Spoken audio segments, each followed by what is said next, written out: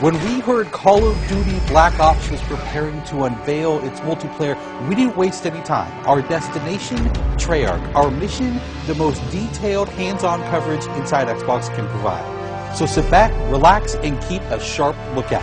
Every feature you hear about in this preview has never before been done in a Call of Duty game.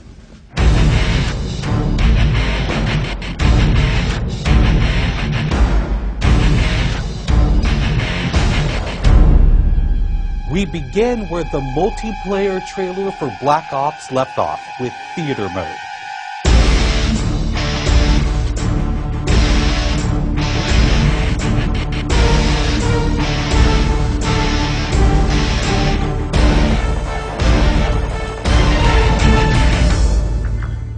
Dan Bunting explains. You can switch the camera from any player's perspective in both first person and third person. You can detach the camera and go into free cam mode, which allows you to fly anywhere on the map, basically. It's really interesting when you pause the game and go into free cam, you just see all the particle effects just in their full glory, just frozen in time, and it makes some really awesome footage. You really want to give players the tools to be creative, make their own machinima, make their own highlight reels. Maybe they're really competitive clans that want to just capture the films from their matches and then go back and analyze what the other team did or whatever.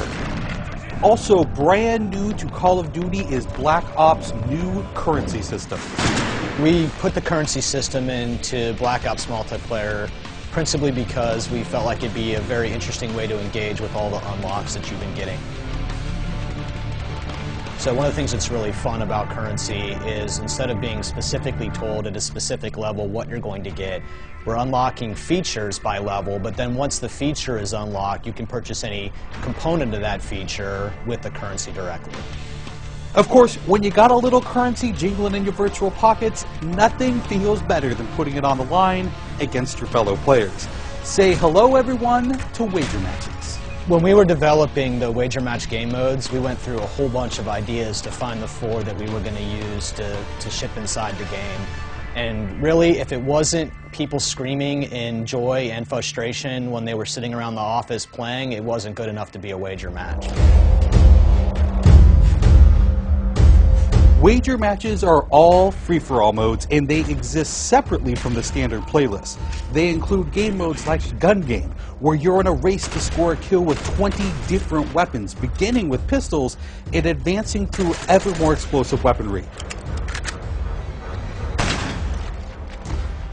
It's extremely rewarding for us as a design team to put something up there that people are reacting to really well and it's slightly different than what they get, and everyone loves the core game. And you have to be very careful when you're finessing the core mechanics of the game. But Wager Match just let us kind of get our creativity flowing and do some things that you're not normally used to, and then spin them up in unique ways and combine things in ways that you haven't seen before, that you never really thought of, and that wouldn't be appropriate for the core game, but are completely appropriate for Wager Matches. While the classic Call of Duty challenge system is still very much in place, Black Ops is also adding a new feature called contracts. Right, so if you're using the contract system, you actually have to put up a little of your own currency in order for a bigger payday. And depending on the contract, some contracts pay XP, some pay more currency, some pay both.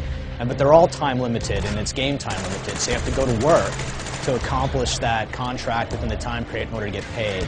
It's different from the challenges, in so much that the challenges some players like to use very aggressively, and they map out their path through the challenge system in order to maximize their XP gains, in order to level faster. And then a whole nother set of players uses the challenges sort of passively. They're there, when you get them they feel good, but Contracts gives you a way to directly engage with the content inside the game. It says, hey, I'm an SMG guy, I want SMG-based contracts, I'm going to chase my contracts, and I'm going to get paid. And that's fun. Another focus for Black Ops is player customization, including things like unlockable face paint, unique perk-specific character models, and a whole lot of weapon customization. We've been we stole the line from Full Metal Jacket, this is my weapon, this is my gun, and we're chanting that around the office as sort of our mantra for this feature. Originally it started with one of our designers he just made kind of an offhand comment one day where he said, you know, I really have a certain attachment to the weapon that's my favorite. I want to make that weapon mine, and that was all it took. So from there it was just, what are the things that are cool? It's like, put your clan tag on your gun, of course. And we've got, the emblem editor by itself is an element of creativity for players. And then the reticles, of course, so why not give people the option to select what kind of red dot they have. Maybe they don't like a dot, maybe they like a circle, maybe they like a triangle, maybe they like a standard crosshair, maybe they just want a line. And then there is combat training, which allows you to get comfortable with the trappings of multiplayer by competing in matches against AI-controlled opponents. You know, it's our hope that combat training can convert people who are largely single-player gamers who might have, dabbled around in multiplayer but never made that leap to playing online, and give them kind of this experience where they can get familiar with the mechanics and features and systems that multiplayer has, but they can do so at their own pace, they can do so without someone screaming in their ear what a noob they are, and practice up and then join the competitive fold. Experienced players could use combat training to practice up on a particular weapon, a particular tactic, or a particular map. So we think it appeals to both audiences, but most directly, it was designed to help new players get into the mix.